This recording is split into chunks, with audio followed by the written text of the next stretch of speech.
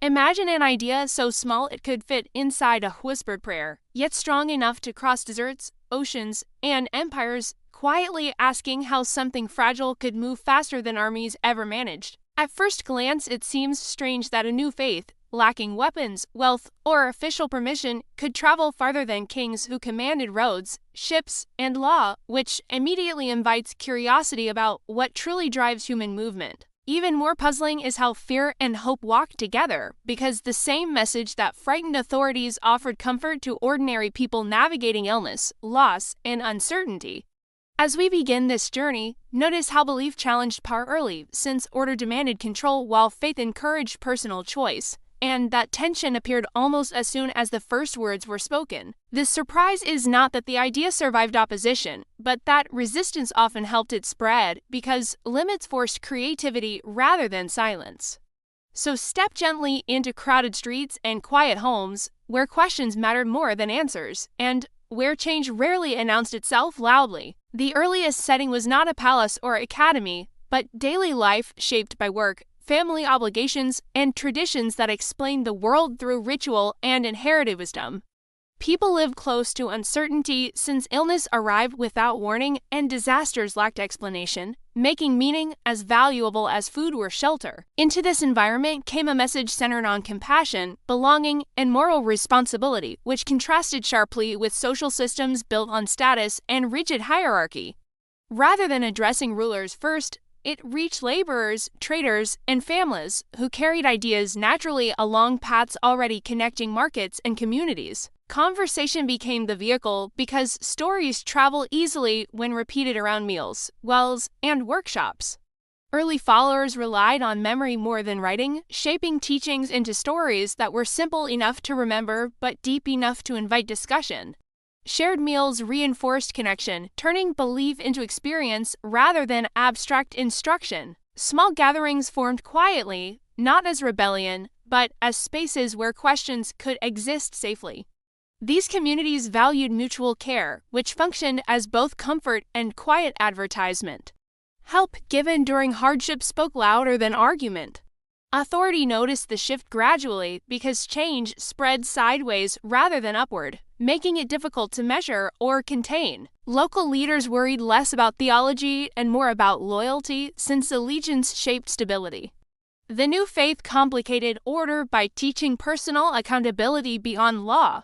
Believers navigated obedience carefully, balancing civic duty with conscience. Tension increased without immediate explosion. Movement depended heavily on travel networks already in place, including trade routes linking cities across regions. Merchants carried more than goods, exchanging ideas as naturally as prices. Ports became crossroads of belief, where cultures mixed and curiosity flourished. Language barriers softened through translation and storytelling rather than formal study, meaning adapted without disappearing. Opposition varied by place, sometimes harsh, sometimes indifferent, depending on how threatened local systems felt. Persecution tested commitment, forcing followers to decide whether belief was identity or convenience. Stories of endurance circulated widely, strengthening resolve elsewhere. Ironically, attempts to suppress visibility often increased curiosity. Fear unintentionally advertised difference. Leadership developed slowly, favoring guidance over command, which allowed flexibility across cultures. Rules focused on behavior rather than geography, making the faith portable. Ritual remained simple, emphasizing inclusion rather than complexity. Unity depended on shared values, not uniform practice. Adaptation ensured survival. Families played a crucial role because belief passed naturally between generations within homes. Children learned through example more than instruction, absorbing ethics alongside daily routines. Women often served as connectors, linking households and communities.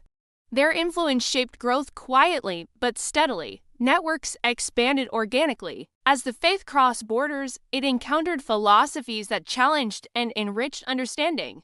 Dialogue produced clarification, not replacement, as ideas interacted thoughtfully. Debate refined expression, making beliefs clearer and more resilient. Difference sharpened identity, confidence grew. By the end of this early phase, the faith existed across varied landscapes, sustained by relationships rather than structures, and moving patiently through human connection, preparing unseen foundations for journeys still unfolding beyond the horizon. The quiet networks already in motion gradually encountered moments when belief stepped into public spaces because growth eventually brushes against institutions, and what once lived in homes and markets began negotiating with courts, councils, and guarded gates. Texts emerged as memory reached its limits since communities spread farther apart, and carefully copied words offered continuity, allowing teachings to travel where familiar voices could not, while scribes treated each line as both message and responsibility.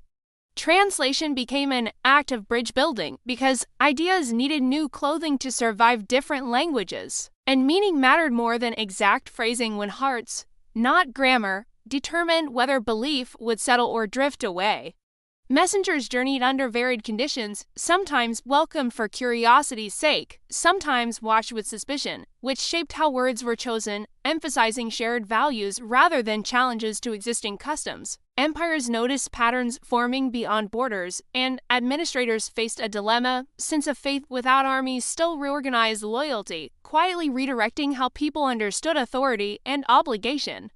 Legal responses varied widely because tolerance often depended on local stability, meaning the same belief could be protected in one city and punished harshly in the next, creating a map shaped by fear, negotiation, and pragmatism. Martyr stories circulated alongside travel tales, not to glorify suffering, but to explain commitment, and listeners weighed the cost of belief against the comfort of belonging to something larger than themselves. As communities matured, leadership roles became clearer, favoring service and guidance, which helped maintain cohesion without relying on force or inherited rank. Rituals grew slightly more defined, offering shared rhythms that anchored identity across distance. Uniformity remained less important than recognition. Art and symbols quietly entered the scene, translating ideas into images that crossed literacy barriers, allowing walls, cloth, and simple objects to teach where words might fail. Architecture followed belief, with gathering spaces reflecting local styles, proving that adoption did not require erasing culture. Music carried theology gently, since melodies traveled faster than arguments and stayed longer in memory. Together, these expressions shaped emotional connection. Faith felt lived, not imposed. Trade continued its essential role because merchants valued trust, and shared belief often smoothed agreements, linking ethics to everyday exchange. Caravans and ships became moving classrooms where stories changed slightly with each retelling, adapting like living things. Distance no longer weakened connection. Instead, shared symbols reinforced familiarity. Strangers recognized one another. Conflicts arose when belief challenged social hierarchies, particularly where power relied on rigid divisions. Reform-minded followers emphasized equality before higher principles, unsettling structures built on inherited privilege. Debate intensified in cities where ideas competed openly. Dialogue sharpened identity without dissolving coexistence. Balance remained delicate. Education became a tool for sustainability, since teaching ensured continuity beyond charismatic leaders. Schools formed alongside communities, blending moral instruction with practical knowledge. Literacy increased among followers, strengthening internal communication. Learning reinforced belonging, understanding deepened commitment. Political alliances shifted unpredictably because rulers sometimes embraced the faith for unity, while others resisted it to preserve tradition. Official acceptance accelerated spread dramatically, yet it introduced new challenges around sincerity and power. Belief now navigated privilege carefully. Compromise tested integrity, adaptation continued. Boundaries stretched across continents, guided less by conquest than by migration, marriage, and curiosity. Faith accompanied families relocating for opportunity or safety, embedding itself quietly within new landscapes. Daily practice proved resilient. Custom blended with conviction, identity remained flexible. Moments of internal disagreement surfaced as diversity increased, prompting councils and correspondents to clarify interpretation without fracturing community. Disagreement functioned as refinement rather than collapse. Shared purpose outweighed difference. Process mattered as much as conclusion, patience-guided resolution. By this stage, the faith no longer belonged to a single region because countless local versions expressed common values through distinct voices. Unity lived in direction, not uniform appearance. Movement continued steadily. Paths multiplied outward, the journey remained open-ended.